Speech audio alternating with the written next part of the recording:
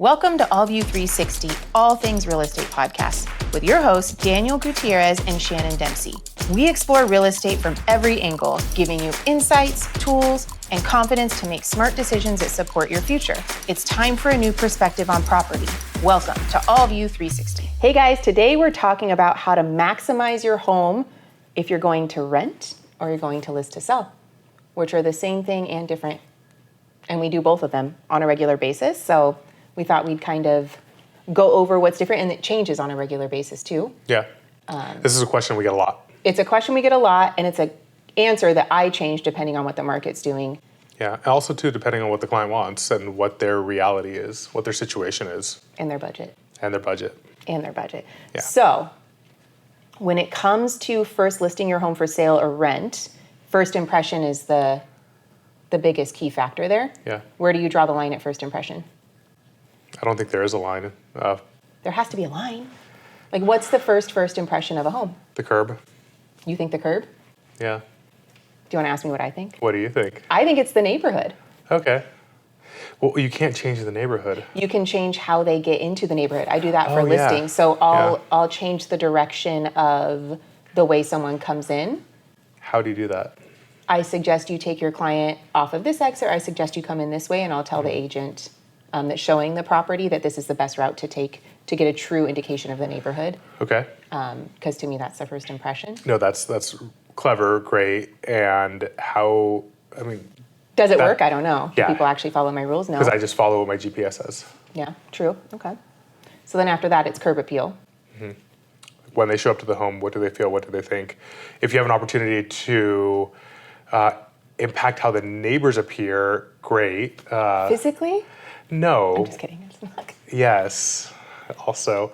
But like, for instance, when we're going through this process, if we know that it's a really dense neighborhood and anytime before 9 a.m. or after 4 p.m., there's nowhere to park.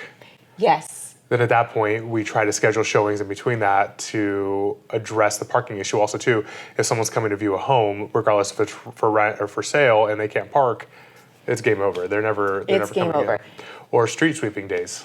Like, don't do a showing on street sweeping days where they can't even Or park in front of trash the home. day. Yes, Or I do know day. trash day for listings. Yeah. Okay, so as far as the parking goes, that's a big one. Yeah. A lot of the downtown stuff for rentals or for listings, or a lot of the apartment condo styles, parking is an issue. Beachfront on weekends, it's really difficult to find parking. Okay, so we've now narrowed back from it being curb appeal to actually being pulling the neighborhood But parking. once they park, it needs to look nice.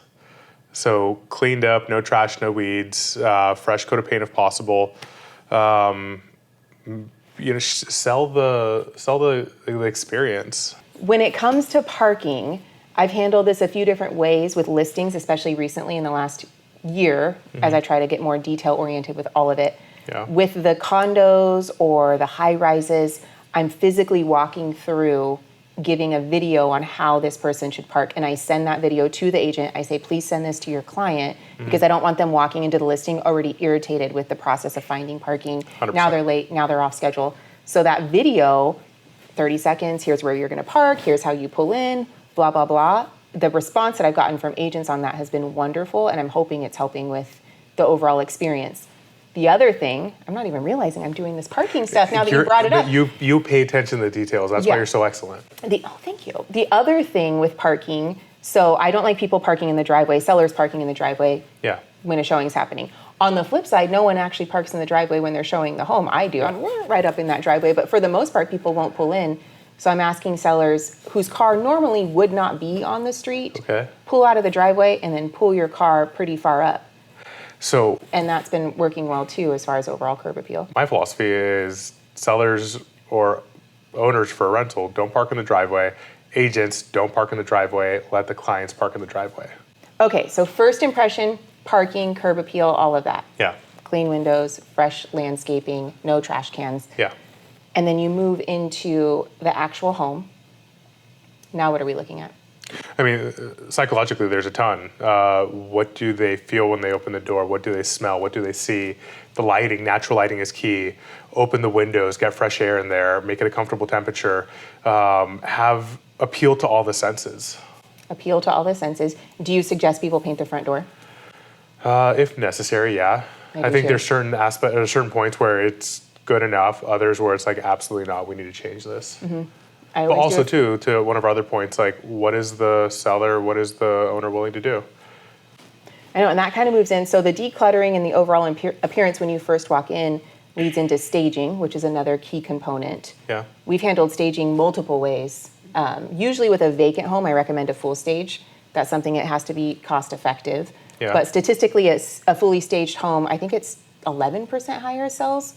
And then the days on market count significantly lower when it comes to a staged home.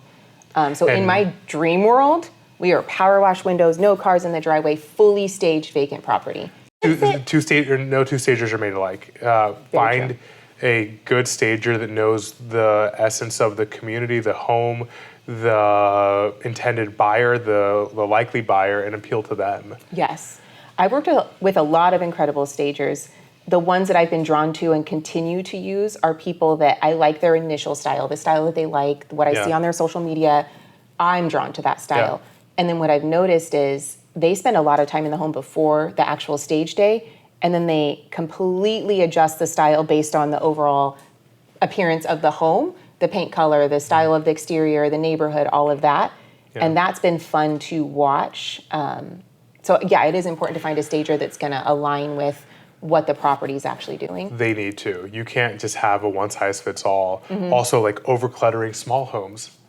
Terrible decision. That will kill a listing. Have you had a stager over-clutter a small home? 100%. Did you tell them? Yeah. Oh, no. Yeah, it's like over-cluttered. You can't even walk around. Have you restaged a staged home? We've asked them to make a dish or like changes. Okay, you've asked them to make changes. Yeah. I could see you walking in and just fully. Yeah. Or like even for instance, especially like the majority of California, we're not a super old state. So you have like a 1990s, early 2000s build that's more like the Venetian style. And all of a sudden you put a bunch of modern furniture in there. Like it's not going to work. No. They have to know that. They have to be able to adapt to that and really understand the experience that they're trying to give to the clientele that's coming through the home. I've had because I become obsessed with stage homes. The vacant ones, I'm very into it. I think it looks really good. I see the results. I see the overall effect it has on the buyers. I've had a couple homes last year that were not staged that I had staged because I firmly believed in it, and it was night and day. They got offers pretty quickly after the home was staged, after not having offers for a while when the market was challenging. I am so into it to the point that with clients still living in the homes, like right now I have 2 listings that are fully staged with clients living in them. One of them, she came in, fully analyzed everything that they had, told them what to do, they did it. Then with their existing furniture, she rearranged it, did all of the accessories, and now they're living in a staged home, but it's partially their furniture. It's really cost effective to do it that way, and the home is showing 1,000,000 times better, multiple offers, all the good things. So it's, what did she call it? It's like, it's not a full stage.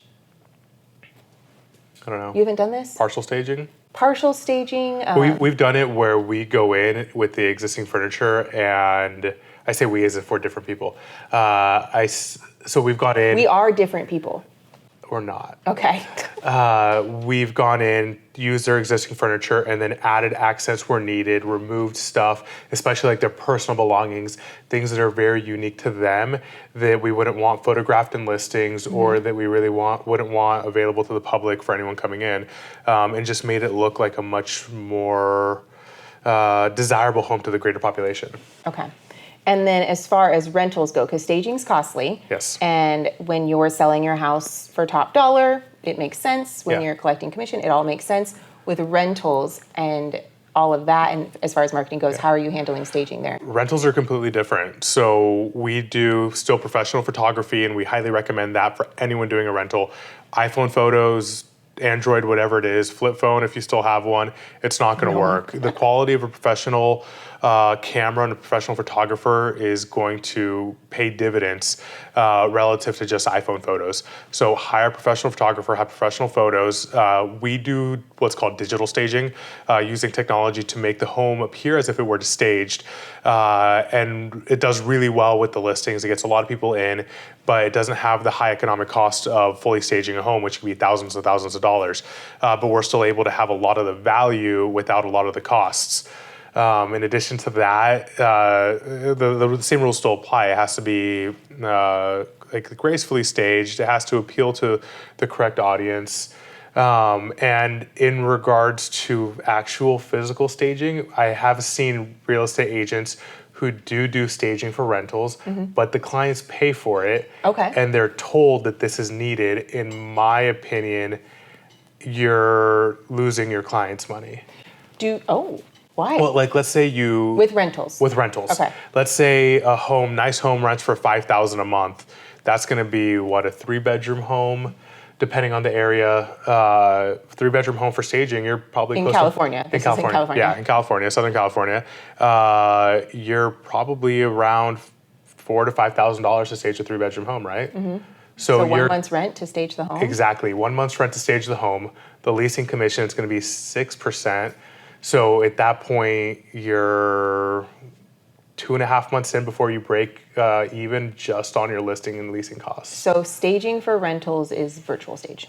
That's the go-to there. Yeah, it's unnecessary. It would be wonderful, but the economic cost is outweighed by the economic benefit. It doesn't make sense. Not in rentals. In sales, absolutely. It's a completely different ballgame. Okay, I agree. I agree with all that. I'm a big fan of staging.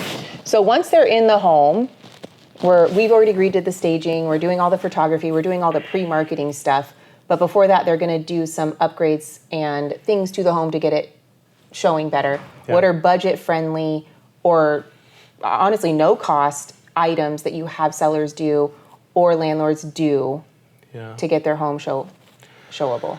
There's a lot of factors there. The ultimate decisions are the clients, but what are they looking for? Are they looking to sell quickly? Are they looking to maximize the sales value? Are they looking to maximize the return on investment for any of those repairs? So asking those questions and understanding that. If you're a seller, you want to understand what you're looking for and what your resources are to do this potential work. If you're an agent, you want to be able to consult with your clients to give them all of the details so they better understand and can make a decision that works for them. A lot of the stuff we already discussed, the decluttering, giving it that curb appeal, like you could buy some nice roses and little like scent boosters for relatively... A scent booster? Yeah, relatively no cost. But like, have you walked into like a super high-end hotel, right? They have all of the that experiences all of the senses immediately. Yeah, senses. Yeah. And the one I remember most is smell, but the human psychology and human physiology, what most people remember is the smell. So those little scent boosters, go a long way. Even the high end. Right now, I can think of 3 hotel chains that all smell the wrong way. The high end home builders all have their unique scents for all of their model homes. I didn't know that. Yeah. Okay. So you walk in, you have the smell, you have the experience, you have the fresh breeze, all of that. That's the cheap stuff, or we love a fresh breeze. The inexpensive stuff. After that, like I think curb appeal is huge. That's going to be the that first impression. First impression, exactly. Thank you. Do you want me to keep talking for you? But after that, the data has shown the buyers and renters care first and foremost about kitchen and primary bathrooms. So when doing a renovation, those are going to produce the highest return on investment in general. That's not budget friendly. No, but it could be depending on the budget. Budget's all relative, right? True. Yeah. I was thinking take down the curtains. So take down the curtains. Okay, or you're redoing bathrooms and kitchens. What about I'm taking paint? down curtains. A fresh coat of paint inside. Fresh coat of paint. That's expensive. That's expensive. Okay, but that's relative. Relative. Okay, so you think a fresh coat of paint is necessary all the time?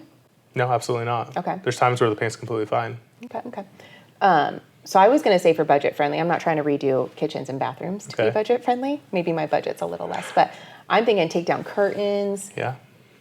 Plug up any holes. Plug up, what's the right word for? Patch. Patch. I don't do that stuff. So patch any holes, paint there, any touch up. Yeah. Clean the walls, get them looking as good as possible. Get as much natural light in there as possible. Yeah. Get a good clean, the things that you don't normally clean, you're going to want to clean. Scent is a budget-friendly thing. Okay, and then you with the larger budget, you're going to redo kitchens and bathrooms. You're going to reno the home as a budget-friendly. I'm going to tear it down and build a new one. Okay, budget-friendly. So also too, one that probably people don't think about, but is an immediate killer to any listing of any sort is... I feel like that's dramatic and probably not what? Water stains. Oh, that is an immediate killer, yes. Yeah, if people walk into your home and they see water stains on the wall, water stains on the ceiling. Yes. It goes from water stains to mold, to rot, to death. The emotional impact of a water stain. Yeah. And almost always, yeah. it is a water stain from a leak from 10 years ago that we repaired. We just never did that. Yeah. Let's paint that. Let's paint that and let's disclose that the leak happened in 2000, what's 10 years ago? 2012, 2014? 2015. 2015. I was originally going to say 2002. So 2015, 10 years ago, this is when that leak happened. Yeah. Paint it now. Now's the time to paint it. I'm glad you agree. Mm-hmm. Yeah. That was a good one. I'm sorry for disagreeing before you even said it. I get that a lot. So yeah, water stains, like that will kill any listing, regardless if you're looking to buy or sell. Agreed. Yeah. Okay, so now we're in the home. It's looking good. It's photo. Before that, like you said it, but if you're going to sell or rent a home and you have water stains, repair it correctly. They're just going to keep coming back. It's going to cause issues. Spend the time, spend the money, do it right, get it repaired. Yes. Yeah. Yes. We don't want to cover up any active water issues. We want to cosmetically correct anything that was avoided after it was fixed. Yeah. Okay, so now we're in there. This is what I experience with sales. They walk in, they love the home, and then they'll say to their agent, like, how much is this priced again? So it's almost like they go in knowing the price. They're looking at a bunch of homes. Yeah. Then they come in. Could I guess what you're going to say? No. Put a price tag on the front door? No. Oh. Would you do that? No. Oh, no. What I was going to say that. is the pricing strategy, I think overall, is a perception of the home and something to focus on all across the board. So they come in, they say, how is this priced? Or what's this one listed at? Because they've looked at 4 other homes before yours. Now they're just comparing it directly to those ones they've looked at, whether you're priced well for the neighborhood. So with pricing, very, very important to get top dollar for your home right now. What are you suggesting both with rentals and sales? Staged it, we photographed it. We talked about budget. We did the parking ease. We talked about budget friendly. We've redone the kitchen, we've redone the bathroom. We talked about budget. We covered the water stains from 2002. We talked about budget-friendly repairs. Yes. So now we're on to pricing. Okay. What would you do? I know what I do. Okay, tell me. Okay, so with pricing, and depending on the market, you always suggest to your client what they should price themselves at. Yeah. What they should price their home at. You provide the data, you provide the information, you provide the comps. Right now, the conversation about strategy, and what is 2025 right now? So we're in high interest rates, kind of a funky high interest rates, high insurance rates. High all of it. If you could even get insurance. If you can even get insurance. Yeah. I'm hoping that this is not relevant in 6 months, but it probably will be. Yeah. Okay, so pricing right now, the strategy is so important. And we've already had the home turnkey, and you're right, that is what's selling, the turnkey homes, because buyers do not have the budget to do anything after the fact with their home. All of their income, cash flow, everything is going towards making sure that they are comfortable and putting themselves in a position to make that monthly payment. Well, there's a few components there, because like if you have to renovate a home, that means you're not living in it. That means you're renting somewhere else or staying in your existing home and paying that other mortgage. But also our experience and the facts, the data, the stats, all the research shows that if the home has to be renovated or repaired before move-in, like in a significant manner, it's going to sell or rent, particularly in this case, sell for significantly less than the cost of those repairs, because the buyer then has to incorporate the time, the risk, all of the issues that go into having to repair a home. So let's say you have $1 million home, you need $100,000 in or a market value for a turnkey move-in ready home is $1 million, needs $100,000 in repairs, it's not going to sell for $900,000. It's going to sell for $825 because someone's going to have to go in and put all the work in to put that $100,000, and then it's going to be worth $1 million. Yes. So the convenience of turnkey is important. it is. But my pricing strategy right now is I'm a big fan in seeing results and going a little bit under what the market value is 100%. to get people in the door. Being competitive. Being competitive, but being competitive with the people that are already being competitive. Yeah. So you're almost having to just undercut it a little bit more. And there's a lot that goes into that. I mean, there's a lot of psychological factors that go into pricing strategy. There's certain cultures where certain numbers are not viewed as lucky or great. So there's aspects of that, and like literally what numbers to use, whether you use a 9 at the end or a 6 or a 0, those have factors. I mean, there's a ton that goes into it, but absolutely. And even then too, like the psychology, or even just so the actual number that you pick, for instance, when someone looks on Zillow, on Redfin, Realtor.com, whatever it might be, and they type in my budget is $800,000 for a purchase or $3,500 for a rental, if you're priced at $3,500, some of those systems will exclude your listing and you will never be seen because you are right on where their parameters are. If you were to list $1 less, you might be included. Same thing on the MLS. Or even like generally when I'm looking for clients, I will take their budget, their max budget, and then add another 2-3% and just see those homes, because that also lends the opportunity to have a wider pool to look at, and also to potentially negotiate down back to where they're comfortable. You see a home that's $10,000 more than the max budget, but it's been on the market for 200 days, they're probably going to be willing to negotiate, and you may have just been the only one who has actually tried. That is so true. I feel like people, this sounds dumb, but I feel like people aren't willing to try right now. Like everyone is kind of shying. I'm not paying that for that price. Yeah. I'm shocked at how many deals are getting done by the one buyer or by the one agent that decided that I'm actually going to start the conversation for this transaction and work and negotiate and be skilled and know what I'm doing to get a mutually beneficial outcome. Yeah. I don't know why. When I first started in real estate, that was a very common thing. You didn't pay full price for things. You came in where you wanted to come in. You went back and forth, back and forth. Then it turned into a market where you're paying asking price or more, and that became the standard. And now we're in this market where people think that they have to offer asking price. I want everyone to offer asking price on listings, but from a buyer's perspective, I encourage them to offer lower. Let's look at what this is actually worth. Let's look at the direction of this community. Or there's the sellers that just want more than it's ever going to be worth. Is that what you were saying, or did I hear what I wanted to hear and turned it into a whole different conversation? Yes. Cool. For both. Yes, for both. Okay. But you're right. So there's the buyers who, one tangent that I wanted to go on, and depending on what side of the equation is how frustrated or happy I am, get a deal under contract. You have first right of refusal. And then if I'm the buy side or consulting the buy side and we're under contract, we have all the power to try to get the deal done, and it's our first right of refusal to perform. But if I'm on the sell side or consulting on the sell side and I have a buyer that comes in, locks it under contract, and then starts going on the negotiation super hard, lowering the price, that's frustrating. But I understand the game. I understand where they're coming from. So depending on what side of the equation I'm on is whether I'm thrilled or frustrated. But to your point... Can you call me when you're thrilled next time? Just call and just like, I'm thrilled, okay. And then hang up. Yeah. Okay. What was your point? My point is that buyers need to be more aggressive. And buyers agents need to be more comfortable being aggressive for their clients and actually writing those offers that are asking for a lot. Sellers aren't receiving them well. They don't want to give a lot, but that's really the market that we're in right now.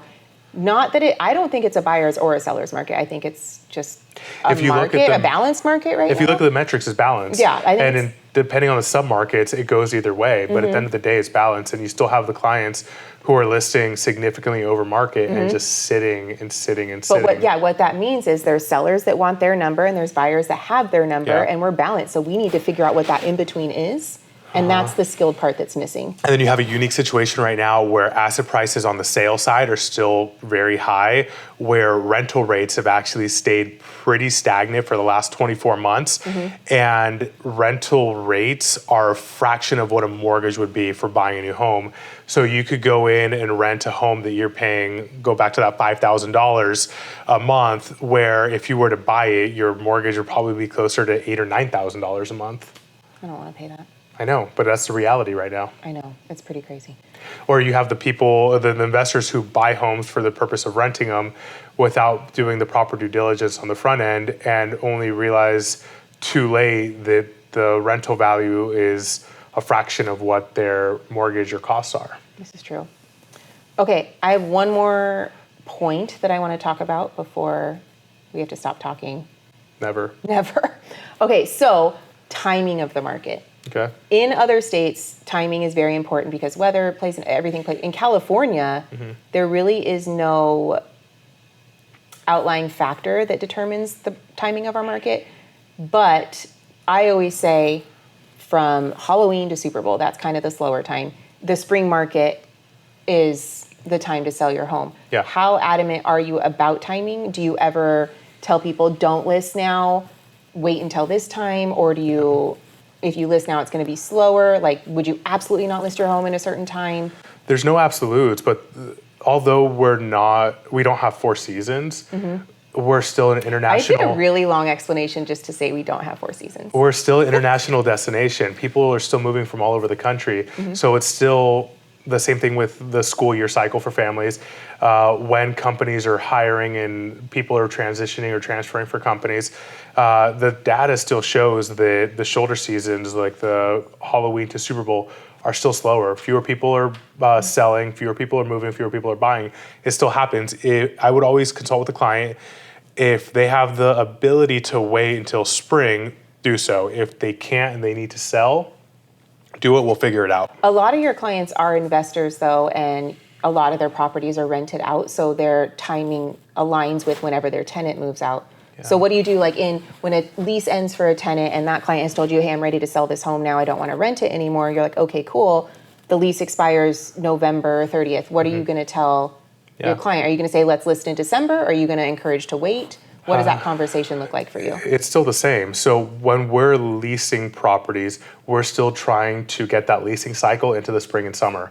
We don't ever try to get all of our properties into the same month or the same 2 months. We'll start in really April and then try to get that leasing cycle to really end in September, because at the same time, like, we don't want a ton of vacancies all coming to market. So you've kind of already gotten ahead of it with setting that lease to end not in 100%. Okay. So if we have a tenant who's applying for a rental starting in December, we'll give them a 16-month lease to get them back into spring. Because at the same time, like, for instance, last winter was the worst leasing market we've seen in the last 10 years. So good for your mood too. I thought your mood was amazing during that whole time. Thanks. Yeah, it was one of the worst leasing seasons or leasing winters we've ever had. On top of already being a very slow rental market, but at the same time too, sales also dipped drastically. So fun. Yeah, loved that. I did not love that. That was not a good time. I thought you did. No, I mean I still was happy, but. Just not the easiest, and I had some sleepless nights. But all that to say, that's part of it. Can we wrap this up in a little, let's pretend that I am a client selling my home, and you're going to tell me the top 5 things right now that I need to do based on the conversation we just had. Okay. The top 5 things. Okay, so Daniel, I want to list my house. Yeah. It is December 15th right now. Why? And that's just what time it is right now. So it's December 15th. I want to list my home. I have a month or two to do a couple things, and I want to list it at a strategic time. Quickly, what 5 things are you going to tell me? Okay. So first and foremost, let's make sure the home is in move-in ready condition. Everything's repaired. Everything looks good. It works. There aren't issues. Something we also didn't talk about is beyond just the listing is also the closing price. If you just cover up a bunch of stuff, a good inspector is going to find it, and then you're just going to get negotiated down or potentially kill the deal. So you don't want me to cover my mold, you want me to fix it? Exactly. Okay, I'll do that. I want you to do that. I want you to take probably 3 or 4 months to do that. Okay. So we're out of February and into a better time. The whole time we're going to be discussing what the market looks like, what your neighbors are doing, what the comps are looking like, both for rental and sale. After that, we're going to want to hit the market really strong. So once the home is fully repaired, fully staged, ready to go, we have great photography, great marketing, everything set up, and we hit the market hard. Beautiful. And then after that, it's keeping the home in good, presentable condition, working with showings. I don't know, Shannon, there's a lot here. What would you suggest? I just wanted the top 5. And then how many times a day can I call you asking for an update on the status of my home? You could call me as many times as you want. Thank you. Okay. Yeah. Okay, cool. My phone will be on Do Not Disturb. Okay, perfect. Yeah. How many times could I call you to give you a status? You can call me anytime. Okay. And what would you think? Tell me the cadence that you update your clients. I love all my clients right now, and so I talk to them daily just because I want to. But on a regular basis for just straight updating, 2 times a week. Okay. I do a Monday update and I do a Friday update. Perfect. My Monday updates, here's what happened over the weekend. My Friday updates, here's what's going to happen over the weekend. Here's what happened during the week. And I just kind of keep that going. Because those, in my mind, are the 2 chunks of activity level. And there's 2 components to this. So Shannon does a lot of... There's always components. There's always multiple components to everything. Well, you do a lot of sales. AllView, and what I would be overseeing on a daily basis is sales and over 1,000 rentals. So my leasing team for all of our rentals updates clients on a weekly basis, keeps them very updated, and we try to set that trust that we're doing what they need and what the property needs to get the home rented. On the sales side, it's a different component, and I would say, 2 at minimum. What would you... Well, I think what you said is key, is Monday what happened over the weekend, and then Friday what happened during the week. Okay. But I guarantee you're also texting and calling your clients. All day, every day. Exactly. Hi. On the leasing side, it's a bit more difficult. Yeah. And we want to keep our clients updated and know what's going on, but also too, we want to be able to have the time to do what we need to get the home leased. Fair enough. Let me ask you a question. In your experience, what have been some of the most valuable renovations or changes that clients have made to their home to get the highest ROI? Basic update. So I'm a big fan of the painting and the curtains and all of that good stuff. Painting cabinets is a big one. So it's really costly to replace your cabinets to your kitchen, but painting them also on the expensive side, but a huge, huge difference. Yard is a big one. Mulch is also expensive, and a key indicator that they just did this. It's temporary. Mow your yard. Fertilize it, get that grass green. Coming off of that right now because the winter months had the grass dead. But I just kind of what we all just discussed. Going in, curb appeal. Let's get this green. Let's get this fresh. Let's get it smelling good. Let's get it cleaned. Something that we do, and I love doing, it's a lot of time, but it's awesome, it's super fun, is clients who have older homes and 60, 70-year-old homes or plus in awesome neighborhoods that, they bought the home, or their parents bought the home a long time ago, or they bought the home when they were first married. Now they're retiring and moving, and the home was purchased for $30,000. Now it's worth $3 million. If you don't do it, a developer's going to come in, buy the home, and do it themselves. If your clients have the bandwidth, have the desire, have the finances to go in and do a major renovation, their return on investment could You are budget unfriendly. It's not budget, it's return on investment. If I told you, Shannon, you could spend nothing and get $100,000, or you could spend $20,000 and get $400,000, what are you going to do? Nothing. I'm just kidding. You know what I mean. I get what you're saying. Yes. So I guess...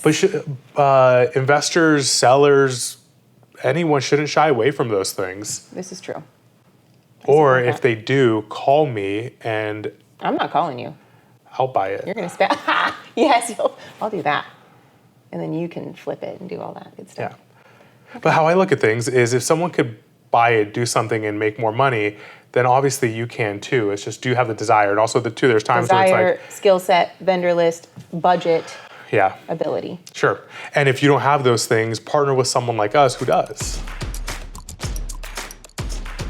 That's a wrap on this episode of AllView 360, All Things Real Estate. If you found this helpful, don't forget to subscribe, leave a review, and share it with someone navigating their own real estate journey. Connect with us anytime on Instagram at AllView 360 and on LinkedIn at AllView Real Estate. Until next time, stay curious and keep your perspective 360.